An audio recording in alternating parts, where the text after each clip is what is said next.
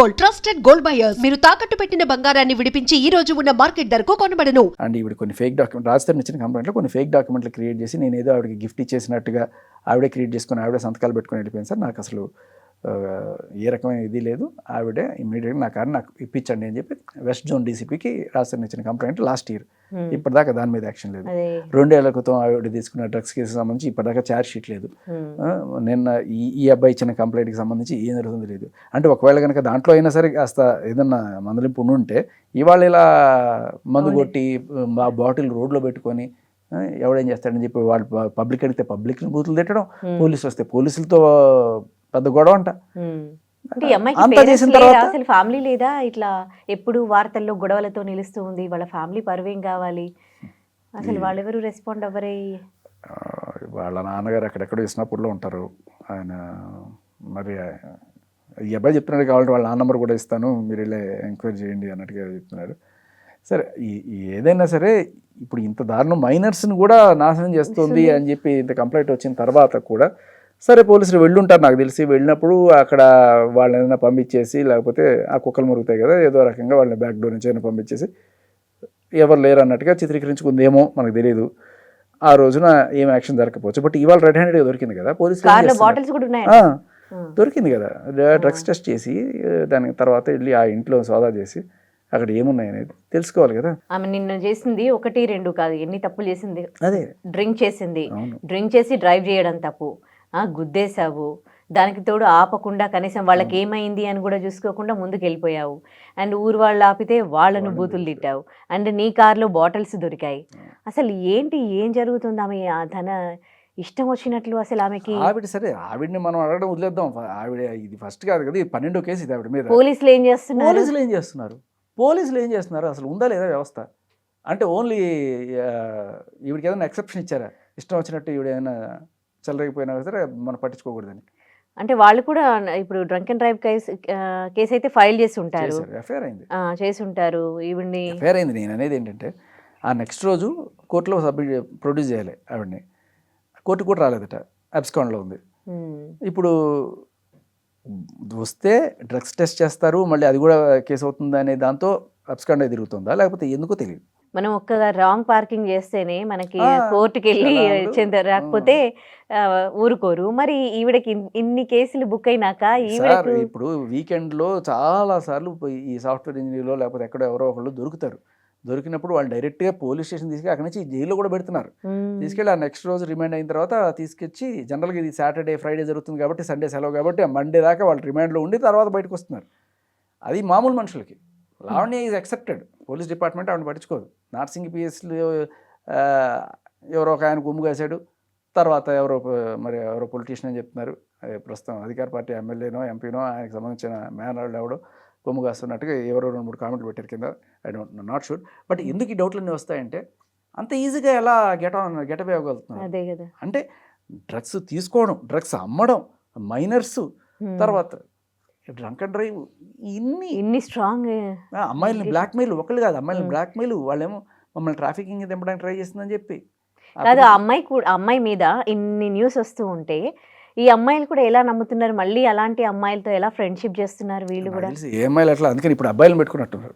అతను చెప్పినారు కదా, 14 ఏళ్ళ ఒక అబ్బాయి, 16 ఏళ్ళ ఒక అబ్బాయి అక్కడ ఆ ఇంట్లో ఉంటారు. వాళ్ళు కూడా ఇంటి నుంచి ఏదో పారిపోయి వచ్చారట, వాళ్ళని ఏదో ఒకటి చెప్పి అక్కడ చేస్తుంది. అసలు ఎట్లా లావణ్య ఇట్లా అంటే తప్పుల మీద తప్పులు చేస్తూ పోతుంది? అసలు ఎట్లా ఈవిడ లైఫ్ అంతా స్పాయిల్ చేసుకుంటోంది? ఆవిడ లైఫ్ స్పాయిల్ అవడం ఏంటండి, ఆవిడ వేరే పిల్లల లైఫ్, మైనర్స్ అది కూడా మామూలు విషయం కాదు. రోడ్లో పోయి జనాలను గుద్దేస్తుంది ఆవిడ సంగతి. ఆవిడ స్పాయిల్ అయిపోయింది కాక అందరి జీవితాలు స్పాయిల్ చేసేస్తుంది కదా. This is not question to Lavanya, this is question to police department. Government ఏం చేస్తుంది, పోలీసులు ఏం చేస్తున్నారు? ఇప్పుడు ఎలా అంటే పోలీసులు మేము కేసులు ఫైల్ చేసాము, మేము పిలిపించాము, ఇవన్నీ చెప్తారు. ఏం చెప్తారు 2 ఏళ్ళ నుంచి అది ఆ ఫైల్ కనీసం ఛార్జ్ షీట్ కూడా కాలేదని చెప్తారా? నార్సింగ్ పీస్లో రెడ్ హ్యాండెడ్ డ్రగ్స్ దొరికిపోతే ఎవరు అండదండలు చూసుకొని ఈవిడ ఇలా చెలరేగిపోతుంది. అంటే ఈవిడకి స్ట్రాంగ్ గా ఎవరు సపోర్ట్ అయినా ఉంది అని అనుకుంటున్నారా మీరు? వాళ్ళు ఏదో చెప్తున్నారు, మొయినాబాద్లో అక్కడెక్కడో డ్రగ్స్ కలకలర్ అయ్యింది, ఎవరో అధికార పార్టీ వాళ్ళైనా సరే వాళ్ళని వదలలేదు. ఇక్కడ ఈవిడ ఇంట్లో ఇన్ని ఉన్నాయని చెప్తే మరి పోలీసులు ఏం చేస్తున్నారు? అంటే ఏం చేస్తున్నారో మనం అయితే చూడట్లేదు కదా, వాళ్ళు ఎంతవరకు ఫాలో అప్ లో ఉన్నారు మనం అది కూడా కరెక్ట్, అది కరెక్ట్. తెలియకుండా ఏం మాట్లాడడానికి కాదు. ఉండదు. ఒక మాట చెప్తా, పోలీస్ డిపార్ట్మెంట్ న్యాయాన్ని ప్రొటెక్ట్ చేయడమే కాదు, ఆ ప్రొటెక్ట్ చేస్తున్నట్టు ప్రజలకి తెలియజేయడం కూడా ఇంపార్టెంట్. Correct. ఎందుకంటే ఒక అది భరోసా జనాలకి, ఉమ్. అది ఇంపార్టెంట్. ఇప్పుడు ఆ రోజున ఇచ్చిన కంప్లైంట్కి సంబంధించి వీళ్ళు వెళ్ళారా, వీళ్ళు ఏమన్నా చేసుకున్నారా, పట్టుకున్నారా, ఏమన్నా చేశారా అనేది న్యూస్ రాలేదు, ఎక్కడా అప్డేటే రాలేదు. లేదు, న్యూస్ అప్డేటే లేదు. ఆవిడ ఎక్కడి నుండి డ్రగ్స్ తెస్తోంది, ఎస్, మనకు కనిపించింది అక్కడ 2 అబ్బాయిలు, ఇంకా ఎంతమంది ఉన్నారు, అలా ఆవిడ చేస్తే ఎంత- పోలీసులు ఎఫిషియన్సీ అనేది గుర్తించడం జరుగుతుంది. Correct. మీడియా కూడా ఏ కేసు ఏమీ చేయట్లేదు అనేది అర్థమవుతుంది కదా. ఇప్పుడు ఎఫ్ఐఆర్ అవ్వగానే ఎందుకు న్యూస్ అవుతుంది? ఇవాళ ఎఫ్ఐఆర్ అయింది కాబట్టి న్యూస్ అయింది. మరి ఆ రోజు ఎఫ్ఐఆర్ అయిందా లేదా ఏమీ తెలియదు, ఎందుకంటే మనకి ఇన్ఫర్మేషన్ అయితే వచ్చింది. మరి ఇప్పుడు ఏంటి ఫర్దర్ గా? ఇప్పుడు ఇంకా లావణ్య ఇట్లాగే తన డ్రగ్స్ దందా కొనసాగిస్తూ చిన్నపిల్లల్ని దీంట్లోకి దించుతూ ఆవిడ పని ఆవిడ చేసుకుంటూ పోతుంటారా? వస్తే మేమేం చేయమమ్మా, మేము మీరు ఏమైనా చేసుకుని మేము కళ్ళు మూసుకుంటాం, మీరు మీ పని మీరు చేసుకోండి అన్నట్టుగా ఉంది పోలీస్ డిపార్ట్మెంట్. సో ఆవిడ అంటే గతంలో మీ పైన కూడా అటాక్ చేసింది కాబట్టి మీరు దానికి అప్పుడు కేసు ఫైల్ చేశారా? అదే చెప్తున్నా, వీడి తెలివితేటలు చూడండి. నా మీద అటాక్ చేసి ఇమీడియట్గా 100కి ఫోన్ చేసి ఇదిగో వీడిని కొట్టేశాడు, తిట్టేశాడు, చంపేశాడు అని చెప్పి పోలీసులకి కంప్లైంట్ ఇచ్చింది. ఏమిటి, నేనున్న చోటుకి ఆవిడ వచ్చి అర్ధరాత్రి దాక్కొని నా మీద, నేను మెట్లు దిగుతుంటే నా మీద అటాక్ చేసి ఆవిడ వెంటనే కంప్లైంట్ ఇచ్చింది. అమ్మాయి కదా, హై ప్రియారిటీ, అమ్మాయిలు కానీ మైనర్స్ కానీ ఇస్తే పోలీసులు హై ప్రియారిటీలో ఇమీడియట్గా ఎఫ్ఐఆర్ చేసేసారు.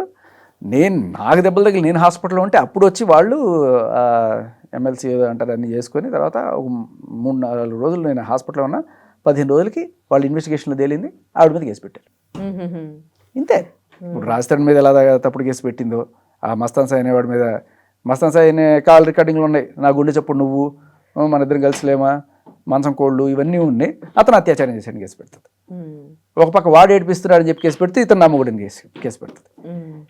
అస్సలు నిజంగా ఇవన్నీ కూడా కళ్ళ ముందు తెలిసి ఈయనకి, ఆ నర్సింగ్ పీస్లో వాళ్ళందరికీ తెలుసు. ఎందుకంటే 6 నెలల క్రితం ఆ అబ్బాయి మీద కేసు పెట్టి, తర్వాత వీడి నమ్మకూడని, ఆడు నా ప్రియుడు అని చెప్పి 6 నెలల క్రితం కేసు పెట్టి, ఇతనితో నేను 11 ఏళ్ళ నుంచి ఉంటున్నాను నమ్మకూడని అని చెప్పి కేసు పెడితే తీసుకునే మహానుభావులు. ఫైనల్ గా ఒక రోజు దొరికిపోయినప్పుడు మాత్రం రాజ్ తరుణ్ కి సారీ చెప్పింది. అంతా అయిపోయిన తర్వాత ఎవరికి కాళ్ళు మీడియాలో అంతా నాశనం చేసి, కెరీర్ నాశనం చేసి, ఇప్పటికి కూడా లావణ్య అంటే రాజ్ తరుణ్ మాజీ ప్రేయసి. అదే కదా, ఇప్పుడు అక్కడెక్కడో తాగేసి ఆవిడ గుద్దేస్తే ఆవిడ పేరు ఎవరికి తెలియదు, రాజ్ తరుణ్ మాజీ ప్రియురాలు. అరే ఆవిడకి ఒక పేరు అనేది ఉంది, ఆవిడకి ఒక ప్రొఫెషన్ ఉంది, గుర్తించండి. ఆవిడ పేరేమిటి, మన్నేపల్లి లావణ్య, ఆవిడ చేసిందని చెప్పండి. ప్రధానికి రాజ్ తరుణ్ అంటే ఆవిడ ఏం చేస్తుంది అంటే, అదిగో ఎఫ్ఐఆర్ తీస్తే డ్రగ్స్ దందాలు, బ్లాక్మెయిల్లు, ఇవి డ్రంక్ అండ్ డ్రైవ్లు, సిగరెట్లు, మందు, మైనర్లు. లావణ్య వల్ల బలైపోయిన వాళ్ళు, అంటే లైఫ్ స్పాయిల్ అయిపోయిన వాళ్ళు ఎంతమంది ఉన్నారు ఆవిడ లిస్ట్లో? అసలు బోళ్ళ మంది ఉంటారు. వాళ్ళందరూ కూడా ఇలా బయటకు వచ్చి కేసులు పెట్టుకునే వాళ్ళు ఉంటారు. ఇంకా తట్టుకోలేము అనే ప్రెషర్ తట్టుకోలేక బయటకు వచ్చి కేసులు, బయటకు వచ్చిన వాళ్ళు కొంతమంది, అదే ఆ స్వాతి అనే అమ్మాయి కానీ ప్రీతి అనే అమ్మాయి కానీ వీళ్ళందరూ కూడా తర్వాత తట్టుకోలేక బయటకు వచ్చి కేసులు పెట్టారు. ఈ ప్రీతి అనే అమ్మాయి అదే నర్సింగ్ పీస్కి కేసు పెట్టింది. పెడితే ఆ రోజు కేసు అవ్వలా, అర్థం కలా. ఇప్పుడు ఒక అమ్మాయి వెళ్ళి కేసు పెడితే అసలు ముందు సాక్ష్యాలు కూడా అక్కర్లా వెళ్ళి తీసుకుంటారు. ఆ అమ్మాయి వెళ్ళి సాక్ష్యాలు అన్ని చూపించినా కూడా ఆ రోజు కేసు అవ్వాలా. ఇంకా తట్టుకోలేక వెళ్ళి మహిళా కమిషన్లో కంప్లైంట్ ఇచ్చింది.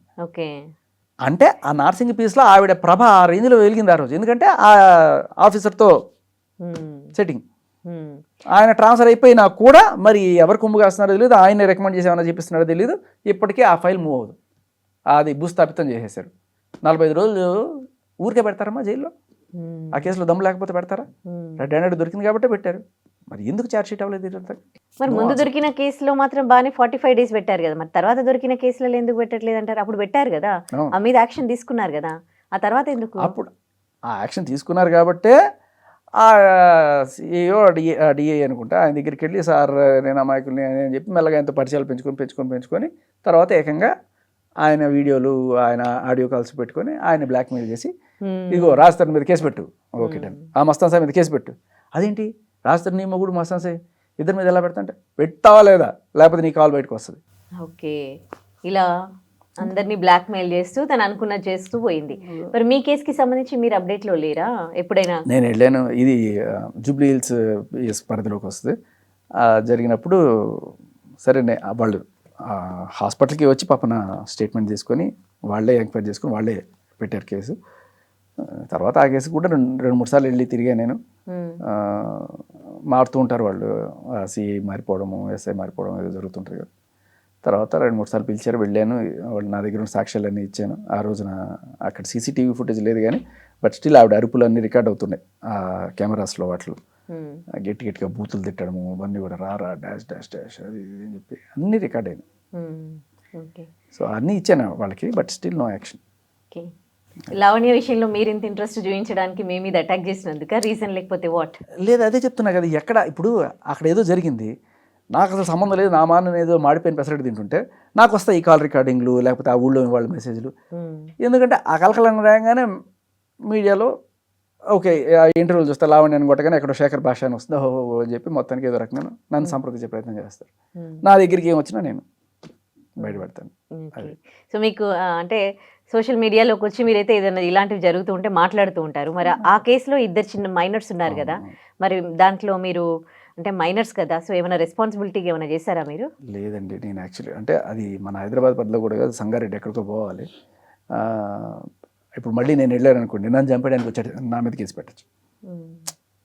ఏముంది ఇంకా, ఇప్పుడు వాళ్ళ చేతిలోనే పోలీస్ ఆఫీసర్లు ఎవరో కొంతమంది కొమ్ము కాస్తున్నప్పుడు నేను వెళ్ళాను. ఒక 6 నెలల క్రితం అనుకుంటా ఇవో 2 కాల్స్ వచ్చినాయి. ఏవి, వరలక్ష్మి టిఫిన్స్ దగ్గర నుంచి డ్రగ్స్ ఎలా తెప్పించుకుంటుంది, ఇడ్లీ ప్యాకెట్ల కింద పెట్టి పంపించు అని చెప్పి ఇవి చెప్పే కాల్ రికార్డు.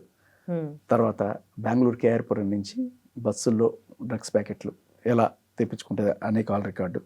పంజగుట్లో ఎవడో ఒక డ్రగ్ పెల్లర్తో అర్జెంటుగా నాకు డ్రగ్స్ కావాలి అని చెప్పి తెప్పించుకోవడానికి ట్రై చేసిన అది. అంతెందుకు మీడియా ఇంటర్వ్యూలకు వెళ్తూ, ఏదో ఏబిఎన్ ఛానల్కి ఏదో ఇంటర్వ్యూకి వెళ్తూ దారిలో నాకు అర్జెంట్ కావాలంటే మీడియాకి వెళ్తున్నావు వద్దు అన్న, ఏం కాదు ఎవరికి తెలియదు అని చెప్పన్న కాల్ రికార్డు. దీంతో పాటు ఎవడో వైజాగ్లో డ్రగ్స్ కావాలంటే ఇదిగో నేను పంపిస్తున్నాను, ఒక నైజీరియన్ పెడ్లర్ ఒకడు వస్తాడు, వాడికి నువ్వు ఇలా క్యాష్ ఇవ్వు, వాడు ఇలా నీకు ఇస్తాడు, వాడు ఇట్లా ప్యాకెట్ ఇసిరేస్తాడు, నువ్వు ఇట్లా డబ్బు ప్యాకెట్ ఇసిరాడు, మొత్తం గైడ్ చేస్తుంది ఇక్కడి నుంచి. ఇన్ని కాల్స్ మొత్తం కూడా నేను నాకు వచ్చిన వెంటనే బయట పెట్టడానికన్నా ముందే నేను ఫస్ట్ ఆఫ్ ఆల్ పిఎస్లో సిఐ గారికి అన్ని పంపించాను. ఏ యాక్షన్ ఉండదు. ఏ యాక్షన్ అయినా ఉంటే మనం ఇక్కడ మీడియాకి రావాల్సిన పని కూడా లేదు. అసలు ఈవిడ డబ్బు ఎలా సంపాదిస్తుంది? ఈ డ్రగ్స్ సేల్ చేస్తూనేనా? మనకేం తెలియదు ఎలా చేస్తుంది కాదు. ఇంకా వేరే ఆవిడేం ఉద్యోగం లేదు కదా. ఒక విల్లా అంట, 9 కుక్కలు మేపాలి, ఏం చేస్తుంది? చాలా మంచి ప్రశ్న. ఏం చేసి డబ్బులు వస్తున్నాయి? 9 కుక్కలను మెయింటైన్ చేయడము, ఒక విల్లా రెంట్ కట్టుకోవడము, దానితో ఇంకో 2 మైనర్లను పోషించడము, ఎక్కడి నుంచి వస్తున్నాయి డబ్బులు? Very good question. I think పోలీసులు ఇది కూడా ఇన్వెస్టిగేట్ చేయాలి. అండ్ ఈవిడ కాల్స్ అన్నీ కూడా రికార్డ్ అవ్వడము కూడా ఇంకో డౌట్స్ కూడా వస్తూ ఉన్నాయి. అంటే ఎవరైనా వాంటెడ్లీ ఏమైనా ఈ అమ్మాయిని డ్రగ్కి అడిక్ట్ చేసి ఇందులో దించి ఏమైనా చేస్తున్నారా? ఇట్లా కూడా అంటే మనం 2 సైడ్స్ ఆలోచించాలి కదా. కాదు, ఎవడు ఈవిడ కాల్స్ రికార్డ్ చేయడు, ఈవిడ అందరి కాల్స్ రికార్డ్ చేస్తుంది. రికార్డ్ చేసి వాళ్ళని బ్లాక్ మెయిల్ చేయడం కోసం పెట్టుకున్న కాల్స్ ఏదో రకంగా లీక్ అవుతాయి. ఇదిగో చూడు ఈ కాల్ రికార్డింగ్ అని చెప్పి అది ఏదో రకంగా బయటకు వచ్చి అదే ఈవిడికి బూమరాంగ్ అవుతుంది అనమాట. వాళ్ళని బ్లాక్మెయిల్ చేయడానికి పెట్టుకున్న కాల్సే బయటకు వస్తున్నాయి. పోలీస్ ఆఫీసర్ని బ్లాక్మెయిల్ చేయడానికి కొన్ని రికార్డ్ చేసి పెట్టుకుంది. ఆయనతో మాట్లాడుతున్నప్పుడు నేను గోడదూకి వస్తా, మీ ఫార్మ్ హౌస్కి వస్తా, నాకు బాగా కసి గలీజ్ దాన్ని అది చేస్తా ఇది చేస్తా అని చెప్పి ఆయనతో మాట్లాడుతున్నప్పుడు ఆయన కాస్త సిగ్గుపడుతున్నది, అదంతా రికార్డ్ చేసుకుంది. ఎవరు రికార్డ్ చేస్తారు? అయితే ఆయన రికార్డ్ చేయాలి, లేకపోతే ఈవిడ రికార్డ్ చేయాలి, అంతే కదా. వాళ్ళు ఏం రికార్డ్ చేసుకునేంత అవసరం వాళ్ళకి లేదు. ఈవిడ ఎందుకు రికార్డ్ చేస్తారంటే ఈవిడ కేసు నుంచి బయటపడాలి కాబట్టి ఈవిడ రికార్డ్ చేసుకుని ఆయన బెదిరించడం, బ్లాక్మెయిల్ చేయడం. ఇలా ఎంతమంది ఈవిడ ఎందుకంటే బ్లాక్మెయిలింగ్ కేసులు 3 ఉన్నాయి ఈవిడ మీద. 3 అమ్మాయిలు పెట్టారు. అన్ని చిన్న కేసులు ఏవి కాదు అసలు, అన్ని పిటి కేసు, ఏవి పిటి కేసెస్ కాదు, స్మాల్ కేసెస్ కాదు. ప్రీతి, స్వాతి, సునైన 3 ఈ అమ్మాయి మమ్మల్ని బ్లాక్మెయిల్ చేస్తుంది, హ్యూమన్ ట్రాఫికింగ్ మీద ట్రై చేసిందని చెప్పి కేసులు ఉన్నాయి. ఏంటి మరి మీరేం కోరుకుంటున్నారు? నేను ఏం కోరుకుంటానండి అంటే ఒక డ్రగ్ పెడ్లరు అని తెలిసి వాడిని అచ్చూసిన ఆంబోతులాగా నువ్వు సమాజం మీదకి వదిలేస్తే ఇంతకు మించి ఏం ఎక్స్పెక్ట్ చేస్తావు? తప్పు ఎవరిది? వాడిది కాదు. నువ్వు టేక్ కేర్ చేయాల్సిన పోలీస్ డిపార్ట్మెంట్ ఏం చేస్తుంది? ప్రభుత్వం ఇన్ని మాటలు చెప్తుంది, ప్రభుత్వం ఏం చేస్తుంది? ఇది చూడాలి మనం, అంతే. సో నా ప్రశ్న వాళ్ళు కాదు, ప్రభుత్వం అండ్ పోలీస్ డిపార్ట్మెంట్ పట్టించుకోరా? ఇలా ఎంతమంది చేస్తే మీరు కేసులు చేస్తారు? కేసులు ఊరికి ఎఫ్ఐఆర్లు పెట్టుకోవడం కాదు, యాక్షన్ తీసుకోవట్లేదు. ఇప్పుడు రాస్తారు, ఆ రోజు నా జీప్ క్యాంపస్ తీసుకెళ్ళిపోయిందని, ఇవాళ అది తీసుకెళ్ళి గుద్దేసింది. ఆ రోజు మీరు చర్యలు తీసుకొచ్చి ఉంటే ఇవాళ ఒకడు దాని కింద పడేవాడు కాదు కదా. కరెక్ట్. వెస్ట్ జోన్ డీసీపీ గారికి ఇచ్చిన కంప్లైంట్ మీకు పంపిస్తా, మీరు చూపించండి. సో మీరు యాక్షన్లు తీసుకోకపోతే అంతే, అక్కడ మైనర్లు బలైపోవచ్చు, ఆ రోడ్లు వెళ్ళేవాళ్ళు బలైపోవచ్చు, ఆడపిల్లల్ని ఇలా బ్లాక్మెయిల్కి గురవ్వచ్చు, ఏమైనా అవ్వచ్చు. కానీ మీరు ఏం స్పందించకండి, ఎందుకంటే మీకు సంబంధించిన గుట్టుముట్లు ఏవాడు పెట్టుకొని మిమ్మల్ని బెదిరిస్తుందని భయం. ఇప్పుడు ఈ కేసుకి సంబంధించి కూడా కేసు ఫైల్ అవుతుంది, మళ్ళీ 2 రోజుల్లో మళ్ళీ ఆవిడ బయటకు వచ్చేస్తుంది. బయటికి రావడం కాదు, ఆల్రెడీ బయటే ఉంది. బయటకు వచ్చేసిందా? అది వన్ డే కింద 2 days కింద ఆల్రెడీ బయటే ఉందంట. కోర్టుకు కూడా రాలేదట, అబ్స్కాండ్ అని రాసుకుంటున్నారు. ఇప్పుడు అబ్స్కౌండింగ్ లో ఉంది.